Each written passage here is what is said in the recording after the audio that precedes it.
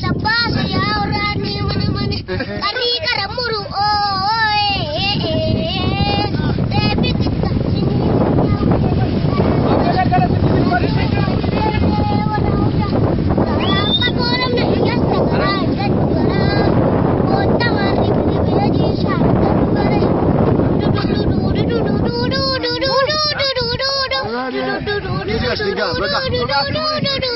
iya bahasa itu. Oh, dah kormi para curi, ala ganum bucu. Kita makan ni.